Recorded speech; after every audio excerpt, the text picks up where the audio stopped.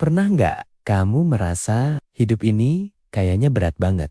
Karena kamu terus-terusan berusaha memenuhi ekspektasi orang lain, kamu takut dibilang sombong, takut mengecewakan keluarga, atau sekadar takut diomongin di belakang. Hari ini kita akan membedah sebuah buku yang tamparannya keras, tapi sangat membebaskan. Judulnya, Berani Tidak Disukai. Buku ini didasarkan pada psikologi Alfred Adler yang sejajar dengan Freud dan Jung. Tapi pendekatannya jauh lebih aplikatif untuk hidup kita sekarang. Poin pertama dari buku ini mungkin bikin kamu agak marah.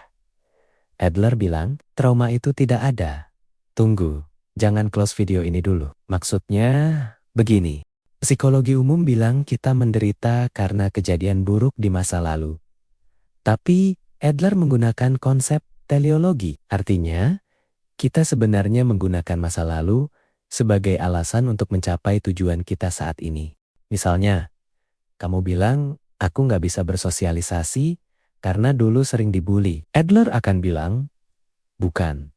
Kamu sebenarnya memilih untuk tidak bersosialisasi agar tidak tersakiti lagi. Dan kamu menggunakan memori masa lalumu sebagai pembenaran. Sakit, kan, dengarnya? Tapi, disinilah letak kendalinya.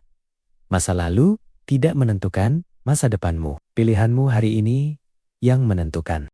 Adler berpendapat dengan sangat berani bahwa semua masalah yang kita alami pada dasarnya adalah masalah hubungan dengan orang lain. Perasaan insecure, merasa kurang cantik, kurang kaya, atau kurang sukses itu. Semua muncul karena kita membandingkan diri kita dengan orang lain. Bahkan saat kamu merasa cemas memikirkan masa depan karir atau keuangan, ujung-ujungnya itu karena ketakutan akan statusmu di mata masyarakat. Kalau kamu hidup sendirian di alam semesta ini, konsep masalah itu bahkan gak akan ada. Lalu, gimana cara mengatasinya? Ini adalah inti paling emas dari buku ini. Pemisahan tugas. Coba bayangkan sebuah garis tegas. Di sisi sini adalah tugasmu. Di sisi sana adalah tugas orang lain.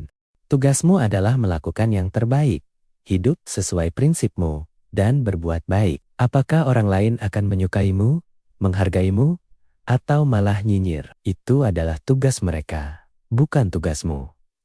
Berhentilah mengintervensi tugas orang lain. Begitu kamu berhenti memikirkan apa yang dipikirkan orang tentangmu, beban seberat batu di pundakmu akan langsung hilang. Kesimpulannya, kebebasan itu ada harganya. Dan harga dari sebuah kebebasan sejati adalah berani untuk tidak disukai oleh orang lain. Tidak disukai itu bukti bahwa kamu hidup sesuai dengan jalanmu sendiri. Bukan jalan yang didikte oleh orang lain. Berani tidak disukai. Dua kata yang mengubah hidup. Di balik jendela ini, kita baru saja menyelami sebuah keberanian untuk hidup lebih bebas. Kebebasan itu bukan tentang melawan orang lain, tapi tentang tidak lagi peduli dengan penilaian mereka. Terima kasih sudah berbagi jeda ini bersama kami. Mulailah hidup dengan keberanian itu sekarang. Bagikan video ini jika menginspirasi, dan jangan lupa subscribe untuk jeda selanjutnya.